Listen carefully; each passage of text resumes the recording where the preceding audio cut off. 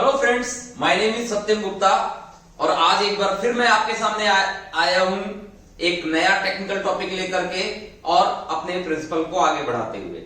तो दोस्तों, जैसा कि हमने देखा, हमने पहले culture oriented, organisation oriented principles को कवर किया था, जिसमें culture part, continuous improvement part और अलाइनमेंट, जो इंटरप्राइज अलाइनमेंट पार्ट है, उसको कवर किया था। उसके बाद का जो हमने प्रिंसिपल टॉपिक स्टार्ट किया है वो है टाइम मैनेजमेंट, जो कि हम इंजीनियर्स या हम मैनेजर्स के लिए सबसे इंपॉर्टेंट टॉपिक है। और हमें अगर टाइम मैनेजमेंट का फंडा पता है तो हमें जीने का फंडा पता है। तो दोस्तों, टाइम मैनेजमेंट में लास्ट क्लास में हमने कवर किया था create to do list, set a time limit to each task, और जो आज का टाइम मैनेजमेंट का टॉपिक है दोस्तों, वो बहुत इंटरेस्टिंग है, take regular break. Take regular break इसलिए इंपॉर्टेंट है दोस्तों कि बहुत सारे हम में से ऐसे लोग हैं, इंजीनियर्स हैं, नॉन इंजीनियर्स हैं, मैनेजर्स हैं, जो अपने काम को बहुत हाईली कंसंट्रेशन के साथ में, फुल फोकस के साथ में करते हैं। और जब वो किसी भी काम को पूरे दिन फुल फोकस या हाई कंसंट्रेशन के साथ करते हैं तो उनका दिमाग हैंग हो जाता है। और ये सच्चाई है दोस्तों, जब वो कंटिन्यूअस काम करेंगे तो उनका दिमाग हैंग होगा। तो उस हैंगनेस को हटाने के लिए एक बुक में पढ़ रहा था, जो पिंक रिसर्चर करके बुक है। उस बुक में 4 मेथड दिए हुए हैं कि आपको ब्रेक, शॉर्ट ब्रेक कैसे लेने चाहिए और कैसे अप्लाई करने चाहिए। क्योंकि बहुत सारा इसमें डिबेट हो सकता है, कुछ लोग दिन भर ही ब्रेक लेते हैं, कुछ लोगों को ब्रेक लेने का टाइम नहीं होता। तो मैं ये कहना चाहूंगा, जो पिंक रिसर्चर बुक है उसने 4 मेथड बताए हैं दोस्तों ब्रेक लेने के लिए।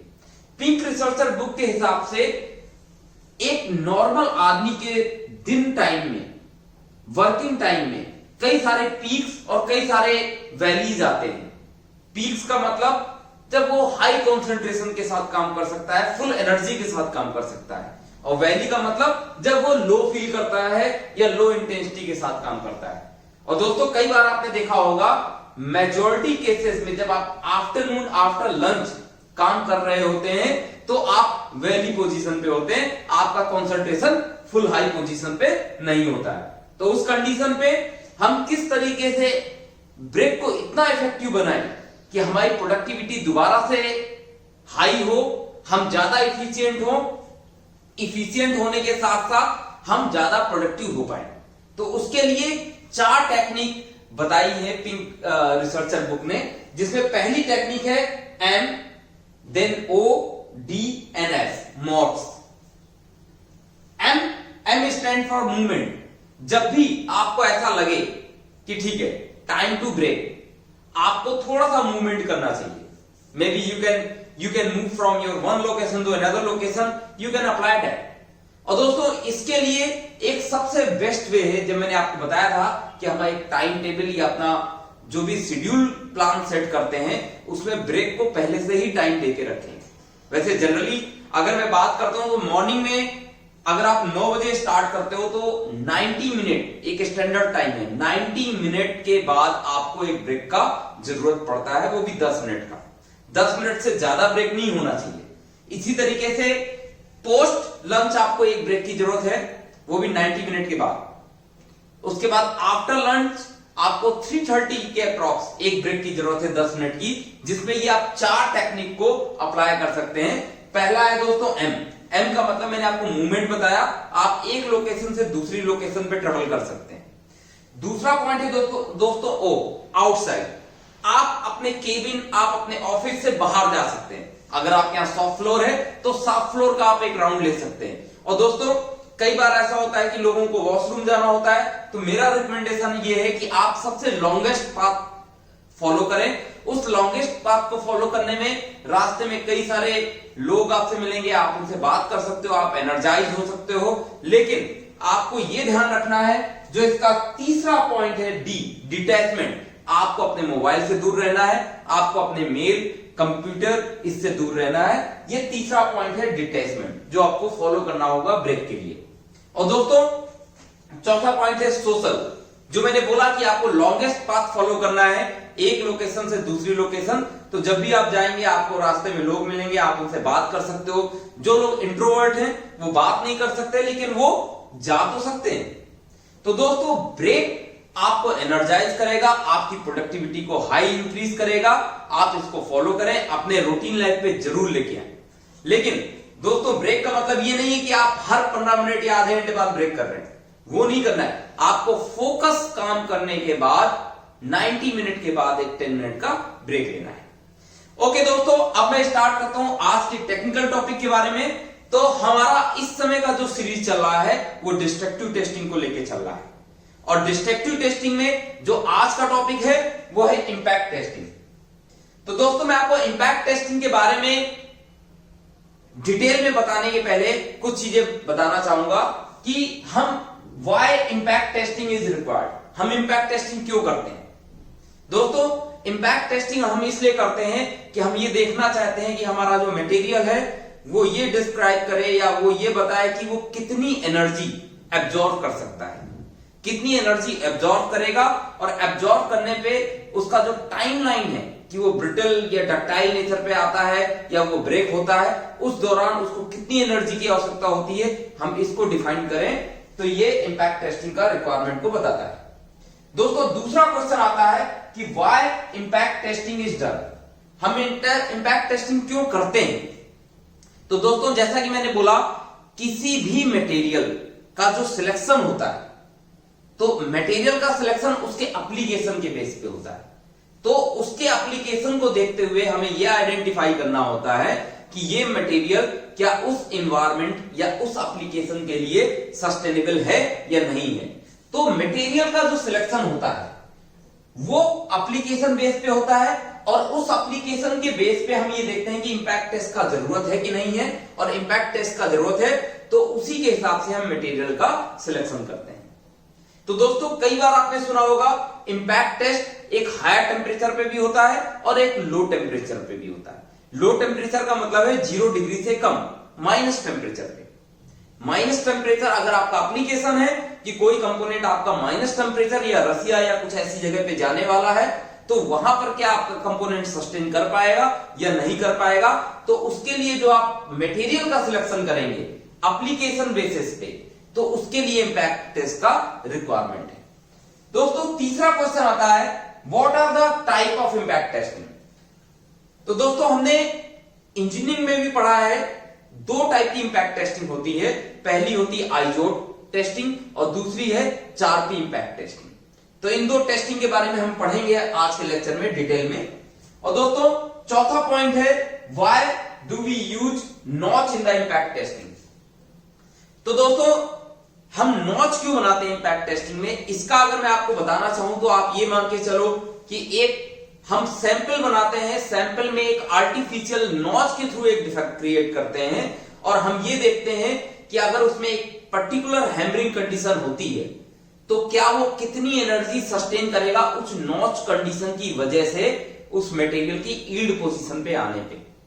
तो हम उससे कैलकुलेट कर लेते हैं कि ये कितना हैमरिंग पोजीशन को सस्टेन कर पाएगा और ये कब यील्ड या प्लास्टिक रेंज पे आएगा, इसका जो कैलकुलेशन होता है उसके लिए हम नॉच बनाते हैं।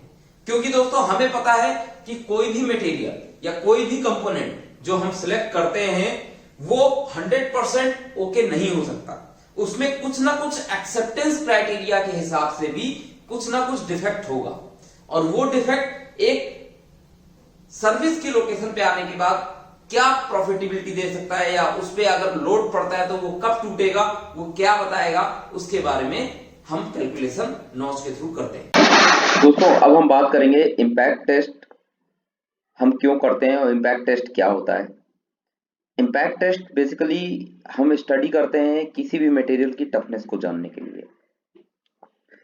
तो हम आगे बढ़ने के पहले ये जानें कि टफनेस क्या होता है। किसी भी मटेरियल का टफनेस उसकी एबिलिटी होती है जो एक प्लास्टिक रीजन में आने के बाद कितनी एनर्जी को एब्जॉर्ब कर सकता है, वो उसका टफनेस कहलाता है। तो the ability of material to absorb energy in the plastic region is called toughness. ये ब्रिटल मटेरियल और डक्टाइल मटेरियल में अलग अलग पाया जाता है। अगर मैं ब्रिटल मटेरियल की बात करता हूं तो ब्रिटल मटेरियल में टफनेस कम होता है। क्यों कम होता है? क्योंकि ये जैसे ही प्लास्टिक रीजन में आता है तुरंत ब्रेक कर जाता है। जबकि डक्टाइल मटेरियल वो होता है जिसमें प्लास्टिक रीजन और यील्ड पोजीशन काफी समय बाद आता है। अगर आप स्ट्रेस स्ट्रेन कर्व में इसको देखते हैं तो स्ट्रेस स्ट्रेन कर्व में जो एरिया कवरेज है वो डक्टाइल के लिए ज्यादा होता है और ब्रिटल मटेरियल के लिए कम होता है। आप इसको मैथमेटिकल फॉर्म में भी देख सकते हैं। मैंने एक फॉर्मूला नीचे दिखाया है डक्टाइल के लिए जो दिया हुआ है, जिसमें ब्रिटल का जो फॉर्मूला है वो 0.667 टाइम्स है। तो अगर आप फिगर से कंपेयर करते हैं तो आप इसमें देख सकते हो कि जो फिगर ए है और फिगर बी है, फिगर ए में जो एरिया कवरेज हो रहा है जो ऑरेंज कलर का आपको दिख रहा है वो कम है, जबकि फिगर बी पे जो एरिया कवरेज हो रहा है वो ज्यादा है। तो जो एरिया है उसका रिलेशन है उसको एनर्जी एब्जॉर्ब करने से लेकर के। तो जो ब्रिटल वाला मटेरियल है फिगर ए में उसमें कम एनर्जी एब्जॉर्ब हो रही है, जो फिगर बी है उसमें ज्यादा एनर्जी एब्जॉर्ब हो रही है। दोस्तों मैं आपको एक एनिमेशन के थ्रू दिखाना चाहूंगा कि टेस्टिंग कैसे परफॉर्म होती है।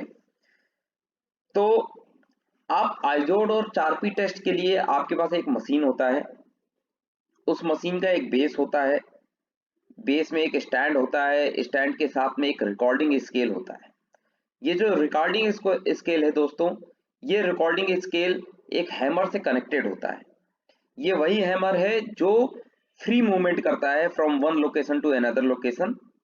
तो आप पोजीशन ऑफ पेंडुलम की देख सकते हैं। आप बिफोर हिटिंग की क्या है, position of pendulum after hitting ये है।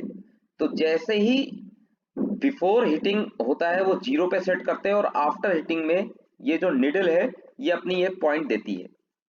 आप देख सकते हैं यहाँ पर बीच में सेंटर में हम स्पेसिमेन रखते हैं और ये हैमर इसमें स्ट्राइक करता है। स्ट्राइक करने के बाद जितना ये ऊपर जाता है निडल को ये एक डिस्प्लेसमेंट देता है और जितना डिस्प्लेसमेंट निडल में आता है वो उसकी एनर्जी को डिफाइन करता है कि कितने जूल इस मटेरियल का एब्जॉर्प्शन है या एनर्जी है। दोस्तों इसके बाद मैं आपको आइजोड और 4P के टेस्ट सैंपल के बारे में बताऊंगा। हालांकि ये 4P का टेस्ट सैंपल है 55 mm लॉन्ग, 10 mm विथ और 10 mm हाइट है, जिसके सेंटर पे आप एक नॉच देख सकते हैं जो 2 mm का है। हालांकि इसका डिटेल डिस्क्रिप्शन मैं आपको आगे की स्लाइड में दिखाऊंगा। आइजोड स्पेसिमेन को आप देख सकते हैं 75 mm long, 10 mm with, 10 mm height और 2 mm नॉच है इसमें, और जिस नॉच का जो एंगल है वो 45 डिग्री है।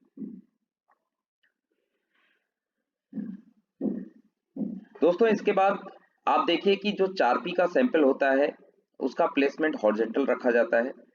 आइजोड का जो सैंपल है उसको हम वर्टिकल रखते हैं। और जो हिटिंग होती है आइजोड 4P के सैंपल में वो साइड फेस से हिटिंग करता है, और जबकि जो आइजोड का टेस्ट सैंपल होता है वो टॉप फेस पे हिट करता है।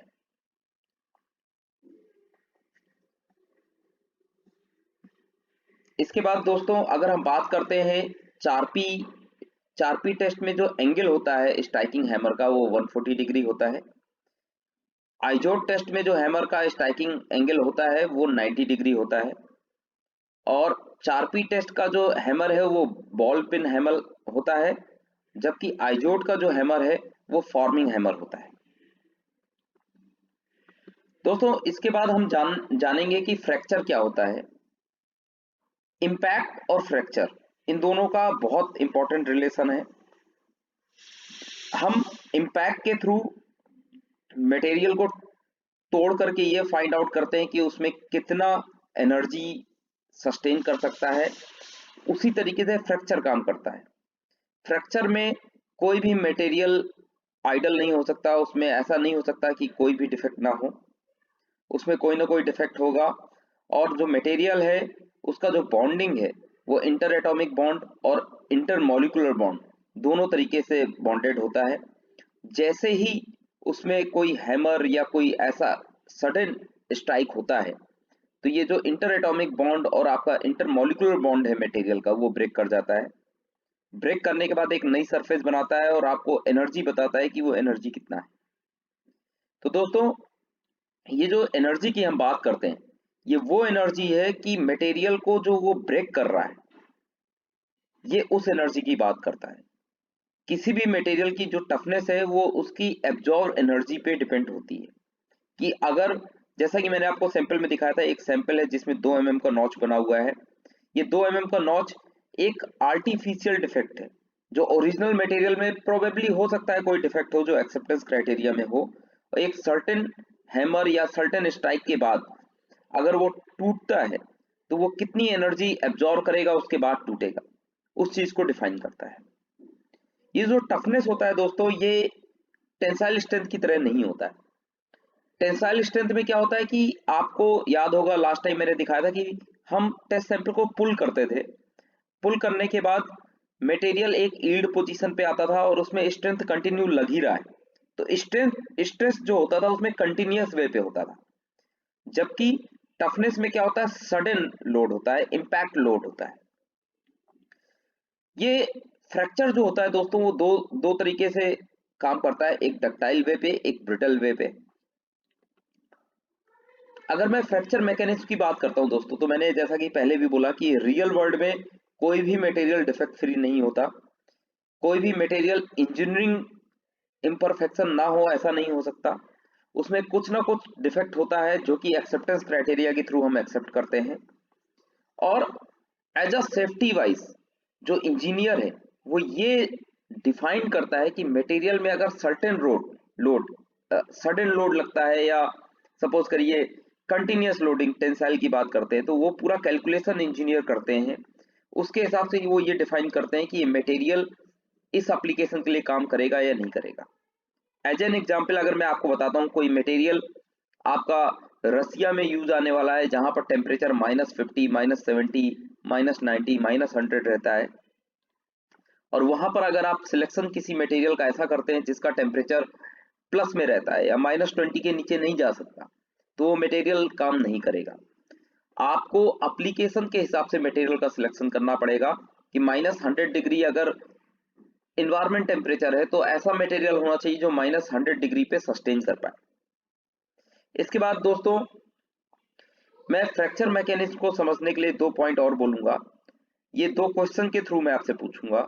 That is, what is the maximum stress of a component should be exposed to during service if it contains flaw of a certain size और शेप। इसलिए हमने 2 mm का एक नॉच आर्टिफिशियल बनाया हुआ है, और अगर वो 2 mm का आर्टिफिशियल नॉच जब सर्टेन हैमरिंग पोजीशन पे आता है तो वो कितनी एनर्जी स्टोर कर सकता है। इतना बड़ा साइज, इतना बड़ा डिफेक्ट साइज कितना एनर्जी स्टोर कर सकता है, तो आपका एक्चुअल मटेरियल कितना करेगा। दूसरा पॉइंट है दोस्तों, what is the maximum defect size that component can contain if the design engineer knows the maximum stress that it will be subjected to. तो ये जो आर्टिफिशियल नॉच हम बनाते हैं कंपोनेंट के टेस्ट बार पे और हम इम्पैक्ट टेस्टिंग करते हैं, तो हम ये आइडिया लगा लेते हैं कि उसमें अगर सर्टेन हैमरिंग या इतना लोड लग सकता है, इंजीनियर को पता होता है वहाँ का एप्लीकेशन वे पे कि अगर सर्टेन इतना हैमर पोजीशन पे आएगा तो कितने एनर्जी को सस्टेन कर सकता है। इसी के हिसाब से वो मटेरियल का सिलेक्शन करता है। Impact testing, energy absorb in fracturing the specimen using Charpy और आइजोड इम्पैक्ट टेस्ट। इसके लिए ASTM E23 में प्रोसीजर डिफाइन किया हुआ है। हम एक नॉच बार का यूज करते हैं जिसका डेप्थ हमें पता होता है, हमें रेडियस पता होता है, हमें एंगल पता होता है, जिसके थ्रू हम ये आइडेंटिफाई कर लेते हैं कि मटेरियल का टफनेस कितना है। दोस्तों ये मैंने एक आपको दोबारा एक सेटअप दिखाया है इम्पैक्ट का। आप देख सकते हैं कि कैसे हैमर इसमें स्ट्राइक करेगा कंपोनेंट में, और ऊपर जो स्केल है वो कैसे पॉइंटर मूव करके आपको ये वैल्यू देगा कि कितना एनर्जी स्टोर कर सकता है। इसके बाद दोस्तों मैंने एक रेफरेंस दिया है ASME section 2 part A SA 370 का, जिसमें आप ये आइडेंटिफाई कर सकते हैं कि जो टेस्ट कूपन है उसका साइज कितना हो सकता है, कितना टॉलरेंस है साइज को बनाने के लिए। जैसे अगर मैं बात करता हूँ 55 mm इसका लेंथ यहाँ पर मैंने शो किया हुआ है। मैंने नॉच का जो एंगल है वो 45 डिग्री दिखाया हुआ है, आप देख सकते हैं टॉप लेफ्ट में। उसके बाद जो नॉच का डेप्थ है वो 2 mm दिखाया हुआ है। तो आप इसके टॉलरेंसेस देख सकते हैं, जो परमिसिबल वेरिएशन है जो आप सैंपल बनाने में यूज कर सकते हैं वो इतना है। अगर ये परमिसिबल वेरिएशन से आउट होता है तो आपका सैंपल या टेस्ट बार एक्सेप्टेबल नहीं होगा। दूसरा पॉइंट दोस्तों, अगर कोई स्पेसिफिकेशन ये कॉल आउट करता है कि इम्पैक्ट टेस्टिंग का रिक्वायरमेंट है, तो आपको मिनिमम 3 टेस्ट कूपन टेस्ट करना है और उनका एवरेज लेना है। एक टेस्ट कूपन में आप ये आइडेंटिफाई नहीं कर पाएंगे कि उसका वैल्यू कितना है। दूसरा, अगर मैं बात करता हूँ टेम्परेचर का, कि आपको एक सर्टेन टेम्परेचर पे उसका इम्पैक्ट टेस्ट चेक करना है, तो उसमें आने वाला जो वेरिएशन है वो 1 डिग्री से ज़्यादा नहीं एक्सेप्टेबल होगा। तो 1 डिग्री का टेम्परेचर वेरिएशन एक्सेप्टेबल है एज पर ASME। दोस्तों इसके बाद मैं एक्सेप्टेंस क्राइटेरिया की बात करूंगा, तो कुछ आपको मैं मटेरियल दिखाऊंगा जिसमें आप ये आइडेंटिफाई करेंगे कि कहाँ पर लिखा है कि कितना जूल एनर्जी कितने टेम्परेचर पे होना चाहिए। तो मैं ASME ASTM ग्रेड की अगर बात करूं तो बहुत ही कम से मटेरियल ऐसे हैं जिसमें इम्पैक्ट का रिक्वायरमेंट मांगा है ASME मटेरियल में। तो आपको मैं एक रेफरेंस दिखाता हूं ASTM A352 का। आप इसमें नीचे वाली रो पे देख सकते हैं, नीचे वाली 2 रो आपको दिखाएंगे एनर्जी वैल्यू, ब्रैकेट में जूल है मिनिमम फॉर सिंगल स्पेसिमेन, और उसके नीचे है tensile testing temperature degree Fahrenheit पे और ब्रैकेट में डिग्री सेंटीग्रेड पे। तो अगर मैं आपको बात करता हूँ सेकंड थर्ड कॉलम की, जो LCB मटेरियल है, तो -46 डिग्री सेंटीग्रेड पे 14 जूल का रिक्वायरमेंट है सिंगल कंपोनेंट में। इसी तरीके से अगर आप बात करेंगे LC9 की, जो निकल बेस है, 9% निकल स्टील है LC9, वो -196 पे 20 जूल का रिक्वायरमेंट है। दोस्तों मैं बात करूंगा EN स्पेसिफिकेशन की, जो BS EN 10213, ये एक स्पेक है कास्टिंग का। इसमें आप देख सकते हैं कि टेबल 4 और टेबल 5, टेबल 4 फेरेटिक और मार्टेंसिटिक के ग्रेड हैं, उस पे क्या क्या टेम्परेचर दिया हुआ है। तो सबसे लास्ट वाले कॉलम पे आप टेम्परेचर देख सकते हैं, उसके पहले वाले कॉलम पे जिसमें KV और J लिखा हुआ है वो वैल्यू है। तो आपको मैं बताता हूं, अगर आप सेकेंड थर्ड रो पे देखते हैं 1.6220 जो LCB के बराबर है, ये normalise and quenching plus N plus QT, इसमें 27 जूल का रिक्वायरमेंट दिया है -40 और -30 डिग्री पे। जो नॉर्मलाइज है तो उसमें -30 और क्विंचिंग वाले में -40 डिग्री सेंटीग्रेड पे 27 जूल। टेबल 5 पे अगर आप रेफर करते हैं 1.4408, ये CFATM के इक्विवेलेंट है, तो -196 पे 60 जूल का रिक्वायरमेंट दिया हुआ है। इसी तरीके से दोस्तों अगर मैं बात करता हूँ बोल्टिंग स्टैंडर्ड की, जो ASTM A320 है, ये लो टेम्परेचर बोल्टिंग है। आप इस स्पेक में बोल्टिंग के इम्पैक्ट की वैल्यू फाइंड आउट कर सकते हैं। सो दोस्तों अगर आज आपको मेरा ये वीडियो पसंद आया हो तो आप उसको लाइक करें, सब्सक्राइब करें और अपने दोस्तों के साथ ज्यादा से ज्यादा शेयर करें। और अगर आपने ये वीडियो फर्स्ट टाइम देखा है तो आप मेरे पुराने वीडियो देखिए, जिसमें जो सबसे इंपॉर्टेंट पार्ट है प्रिंसिपल, उसको आप देख सकते हैं, जो कि आपकी लाइफ ट्रांसफॉर्मिंग टेक्निक है, आपकी लाइफ को पूरी तरीके से चेंज करेगा। और टेक्निकल पॉइंट्स के लिए भी हम इसमें कवर करते हैं। तो दोस्तों अगर आपने सब्सक्राइब नहीं किया है तो किसी भी वीडियो को ना छोड़ने के लिए सब्सक्राइब करें। Thank you so much.